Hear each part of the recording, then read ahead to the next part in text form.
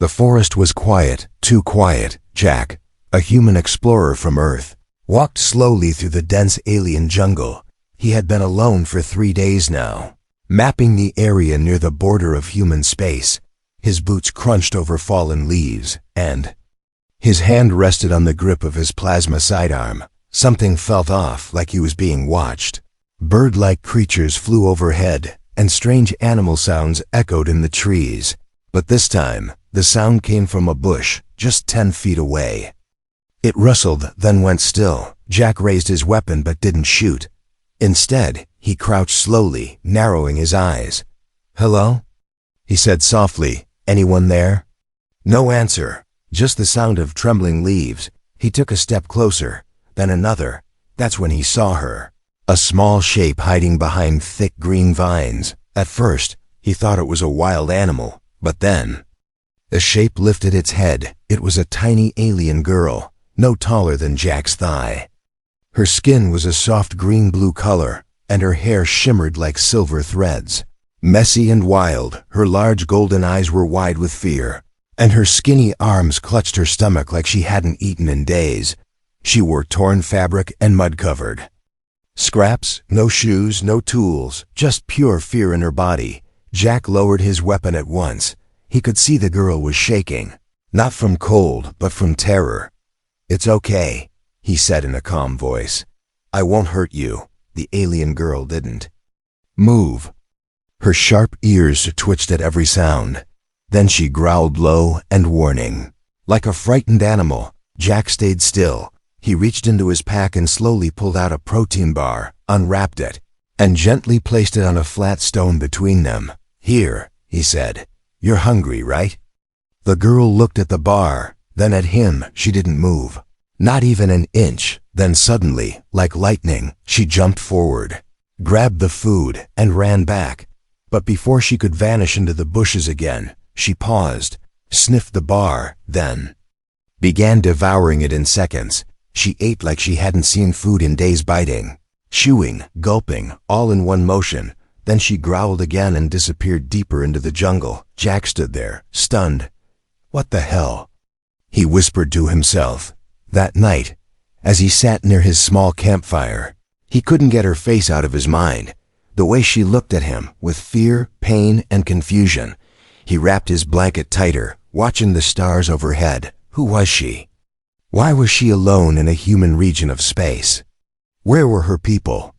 The next morning, Jack left another protein bar on the same flat stone, then walked away without looking back. Hours later, he returned and the bar was gone, but something else was there. Tiny footprints in the mud, leading to the edge of his camp. She had come close, very close. He smiled a little. She was watching him again, no doubt hidden in the trees. "Still think I'm gonna eat you?" he said out loud, chuckling. That night, he left the fire burning a bit longer. Then he saw it. 2 glowing golden eyes in the dark peeking from behind a tree. The tiny alien girl was back. She didn't come close. But she didn't run either. Jack didn't speak.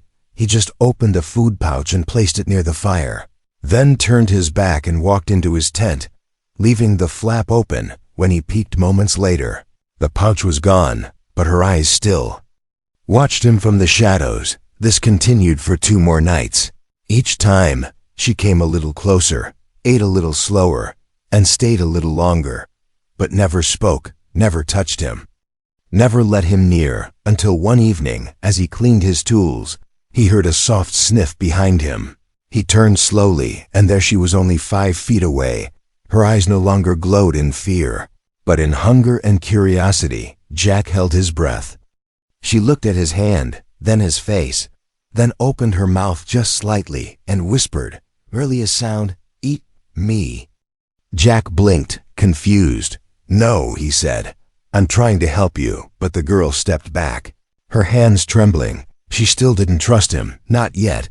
But something had changed. She didn't run this time. She just sat under a tree, eyes locked on him, and waited in silence. Something deep was beginning, not friendship, not yet, but something close. She feared him, but she also needed him. And Jack knew he couldn't leave her now, not after those eyes. Not after that fear. This wasn't just survival anymore. This was the start of a bond neither of them could explain. The morning air was cool, and mist floated over the grass like soft clouds. Jack sat on a rock outside his tent, holding a steaming mug of bitter coffee. He didn't speak, didn't move, just stared at the edge of the jungle. His eyes searched for a shimmer of silver hair, or a glimpse of those golden eyes. But there was nothing, only the quiet chirping of alien birds in the trees. He sighed, reached into his rations, and placed a wrapped protein cake on the stone. Once more, then he walked back to his tent, pretending not to care, but his mind stayed alert, listening for the faintest sound. 10 minutes passed, maybe 15. Then a faint rustle in the leaves, so soft even the wind didn't notice. He peeked from behind his tent flap. There she was again, the tiny alien girl, creeping on all fours. Like a wild thing, her eyes darted left and right as she sniffed the air. She crawled to the food, snatched it, and started unwrapping it with her teeth. She didn't run this time, not yet. Instead, she sat on the edge of the trees, biting into the cake slowly. Her hands trembled, but she didn't growl. Jack didn't speak, just watched quietly. She ate with tiny bites now, tasting every piece. Her glowing eyes softened, and for the first time, Jack saw her blink slowly, not out of fear, but calm. When she finished, she wiped her mouth with the back of her hand, then looked at Jack, stared for a few seconds, and vanished into the woods like smoke. Still no words, no smile, but a different kind of silence, a thoughtful one. That night, Jack prepared something different. A small bowl of warm broth, rich with dried meat and noodles. He placed it gently on the same rock and lit a glow stick beside it. He left it there and went inside his tent, lying on his side with the flap half open. The jungle was dark, the stars above were bright, and the fire crackled softly. Then, movement slow, quiet, careful, she appeared again, stepping gently through the grass. Her silver hair glowed under the starlight. Her bare feet made no sound. She knelt beside the bowl, sniffed it, then touched it with one finger, checking the heat. Her expression changed, surprised by the warmth, maybe comforted. She picked up the bowl with both hands and drank it like she was afraid it might disappear. Her cheeks puffed as she swallowed quickly, but she didn't spill a drop. When she was done, she placed the empty bowl down softly. And this time she didn't run. She sat beside the fire, facing away from Jack's tent. Her knees were hugged to her chest, her chin resting on them. And she just sat there, for minutes that felt like hours. Jack didn't move, didn't speak. He watched her, feeling something strange stir in his chest. This wasn't just a rescue, it wasn't pity. It was something deeper, a connection starting to form without a single word. She was scared, alone, and broken, but still strong enough to sit by his fire. He respected that. He waited until she stood up again, just before dawn.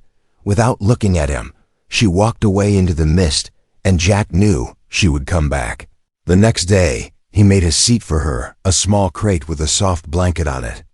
He didn't know if she'd use it, but he left it by the fire anyway. That evening, she returned again, but something was different. She wore a piece of cloth, now a torn shirt tied around her shoulders like a cape. A small gift Jack had left out 2 days ago. Untouched until now, she sat on the crate, slowly, like testing if it would vanish. Then she looked at him for the first time, really looked. Her lips parted slightly, but no words came, just her eyes deep golden and glowing faintly in the dark, as if asking a silent question. Jack smiled gently, nodded, and poured warm tea into a second cup. He placed it on the stone between them. She didn't take it right away, but she didn't leave either. Instead, she pointed at his hand, then touched her own chest slowly, carefully, then touched her lips. Jack realized what she was doing. She was learning, mimicking, trying to understand. He touched his own chest and said softly, "Jack." She stared at him, blinked, and whispered back, "Yeah." "K." He nodded, smiling wider now, then pointed at her, raising his brow. The girl hesitated, then opened her mouth. "Leah," she said quietly, almost a breath. Jack nodded again. "Leah," he repeated. Her name was out now, floating in the night air, and with it, something heavy and invisible broke between them. The silence no longer felt cold.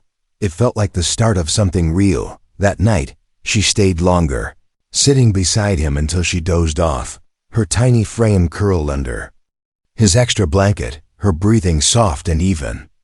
Jack looked at the stars above and whispered to himself, "I don't know where you came from, Leah, but I'm not letting you go."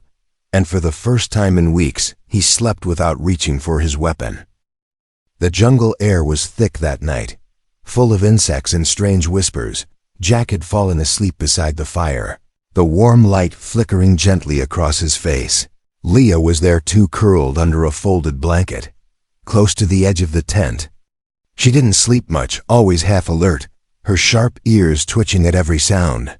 She had learned to feel safe around Jack, but the forest was still unknown, still dangerous. Her glowing eyes stayed half open, watching the trees sway in the breeze. Then she heard it, a growl, low and long, not like the sounds from earlier nights, not from a small animal. This one was deep, heavy, and hungry. Leah's body stiffened. The sound came from beyond the clearing, past the rock where she used to eat. Another growl, louder now, closer.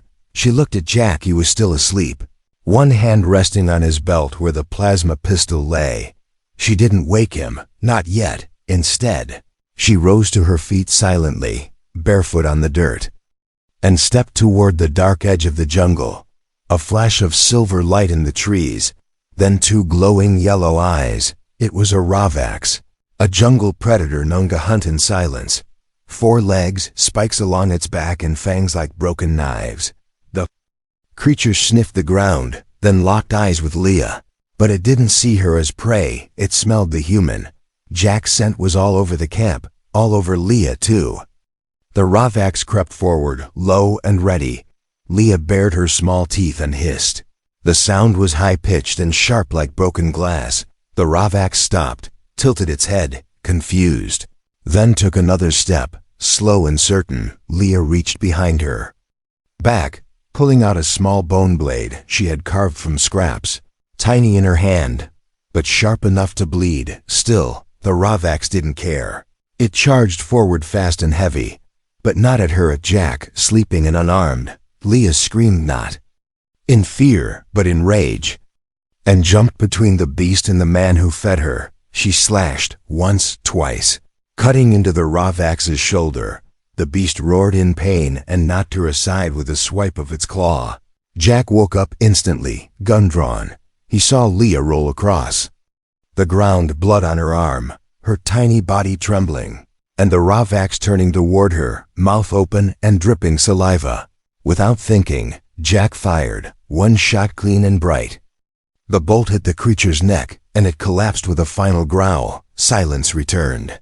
But it wasn't peaceful. Jack rushed to Leah, dropping his weapon. She tried to stand but fell again. Her legs weak, her arm was bleeding, torn at the shoulder. Jack tore open his medkit and began patching her up, his hands moving fast but gentle. "You crazy little thing," he whispered. "Why didn't you wake me?" Leah opened one eye, her voice weak. "I thought you would die," she said softly. "You feed me, keep me warm. I protect." Jack froze for a second, then smiled. "You protected me?" "That's supposed to be my job," he said. Leah blinked slowly, her lips twitching into a faint smile. She leaned her head against his arm, her voice a whisper again. "No more hiding." "I stay." Jack felt something tighten in his chest, not pain, something warm, a bond deeper than language. A tiny creature who once feared he would eat her had now bled to keep him alive. He looked at her wrapped shoulder, her brave little body, her eyes already heavy with sleep.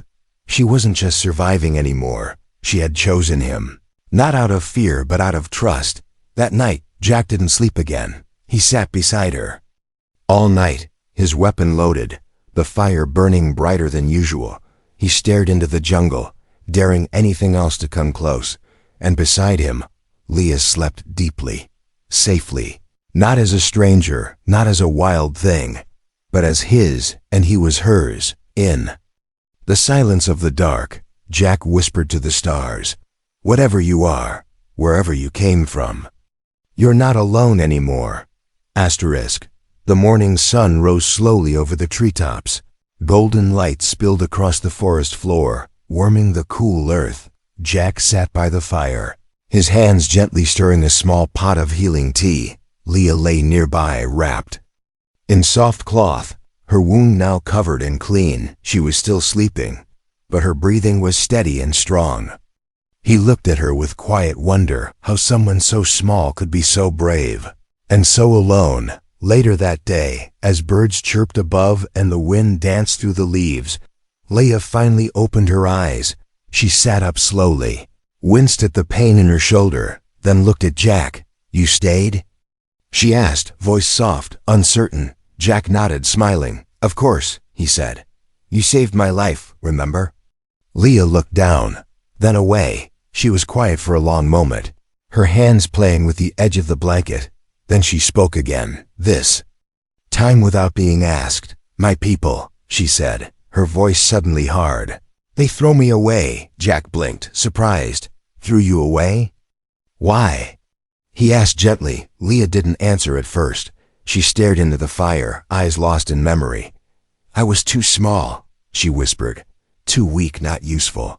She began to tell him the truth, piece by piece. Her voice cracked, but she kept going. "I was born in the Sky Colony, third brood of my mother," she said. "In our kind, first daughters are trained, second daughters are warriors, third are unwanted." Jack listened, not interrupting. Leah's hands trembled, but she didn't stop. "They said I would never bond, never lead, never breed strong lines," she said slowly. "They marked me with shame symbols and flew me down to the forest." She pulled the edge of her torn tunic aside, revealing faint glowing scars on her side burned in alien runes. Jack reached forward, gently covering the marks with the blanket again. "You didn't deserve that," he said firmly. Leah looked up, eyes wide. "No one ever said that to me," she whispered, surprised. He could see how deeply it hurt her. Not just the physical pain, but the rejection, the loneliness, the belief that she had no value. "How old were you?" he asked. "Not old," she said. "Not ready. Just small." She had survived in the jungle for weeks, maybe months, eating scraps, hiding from predators, and avoiding her own kind. She believed all humans were monsters because that's what her people taught her. Humans eat castaways, they had said. If you're lucky, you die quickly. But Jack hadn't eaten her, or hit her, or walked away. He gave her food, warmth, protection, and now comfort. And for Leah, that broke everything she thought she knew. That night, they sat near the fire again. Jack drew pictures in the dirt of Earth. Cities, oceans, mountains, and stars. Leah leaned closer, her eyes wide, her tail flicking slightly. Behind her, as she learned, she pointed at the stars and said, "Your sky?" Jack nodded. "My home." Leah tilted her head, curious. "Is there a place for small ones like me? In your sky?" Jack looked at her seriously. "There's a place for anyone who wants to live and be loved," he said. Leah smiled faintly, like a candle struggling to stay lit in wind. She looked up at the stars again, hope flickering in her eyes. Then she whispered, "I want sky." But something inside Jack twisted. He had seen signs. Tracks in the mud, broken branches near the edge of camp. He hadn't told her yet, but someone was following them. And based on the patterns, they weren't wild animals. They were organized, heavy, and alien. Leah's people had come back. And they weren't coming to take her home. They were coming to finish what they started. The days passed like gentle ripples on a calm lake. Leah's wounds began to heal, slowly but surely. Jack made her a tiny sling from fabric scraps and taught her how to wrap it herself. Every time she managed to tie it right, she looked up at him with bright eyes and a proud little smile. To Jack, it wasn't just survival anymore. He was watching her grow. She asked many questions now. Not all in perfect words, but enough. What is fire made of? Why is your blood red? Why do you sleep with eyes closed? Jack answered every question with patience, even when she interrupted him 5 times. He never raised his voice. He could see her mind working fast, wild, curious like a child's first day in school, but deeper too, like she was trying to replace everything her cruel people had forced into her head. She didn't just learn words, she started mimicking human habits. She stood with her arms crossed like Jack. She sipped tea even though she didn't like the taste. She tried to whistle but only ended up making strange blowing sounds, until she finally got it right and laughed so loud that nearby birds flew away. She began drawing too, using sticks in the dirt. She drew stars, animals, Jack's face with too many teeth, and herself with wings. Do you want wings? Jack asked, amused. Leah nodded seriously. Yes, so I can go to your sky, Jack smiled. You don't need wings for that. You just need time, one afternoon. Jack gave her a small datapad from his backpack. It had pictures, simple words, and old learning software for kids. Leah stared at the glowing screen like it was magic. Her fingers trembled as she touched the images. A picture of Earth's oceans made her eyes widen. So big, she whispered. Blue and forever. She practiced the words every day. Tree, cloud, friend, home. Each time she spoke a new word, she looked up at Jack for approval, and he always nodded, always smiled. Sometimes he clapped, and she would squeal, in delight, spinning in a small circle like she was dancing. She didn't know how to be a child before. Now, finally, she was allowed to be one.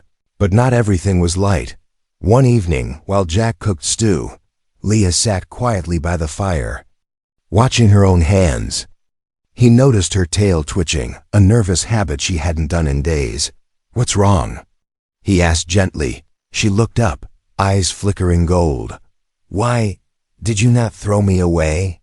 She asked softly. Jack blinked, setting down the spoon. Because you're not trash, he said. You're someone. Leah tilted her head, unsure. But my mother said. Third child has no spirit. Jack moved closer, placing a hand on her small shoulder. Well, your mother was wrong, he said. You've got more spirit than anyone I've ever met. Leah didn't respond with words. Instead, she leaned her head against his chest, her eyes slowly closing. For the first time, she let someone hold her, not because she needed protection, but because she wanted warmth. That night, Jack recorded a message on his long-range transmitter. He looked into the lens and said, if anyone finds this log, know, this girl isn't some random alien stray. She's smart, she's kind, and she's learning faster than anyone I've trained. She's not a castaway, she's not a mistake, she's Leah, and she deserves a place in this galaxy. But even as he pressed send, he noticed movement on the tracker, unusual energy spikes in the distance. The same kind he had seen days ago. They were getting closer, too close that same night. Leah heard something too, a hum in the trees, too smooth to be natural. She looked at Jack and whispered, they are coming. He didn't ask who. He already knew. It wasn't just about learning anymore. It was about protecting what she had become. Asterisk. The jungle didn't feel the same anymore. It was too still, too silent. Even the wind didn't move the leaves. Leah stood by the edge of the clearing, her eyes fixed on the distant trees.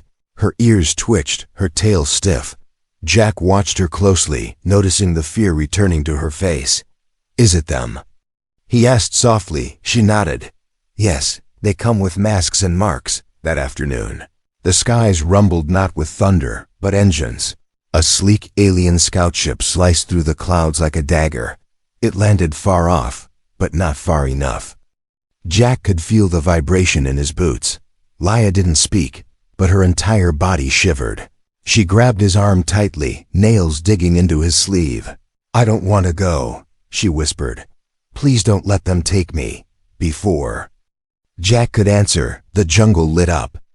Bright lights swept across the trees as 3 tall figures stepped into the clearing.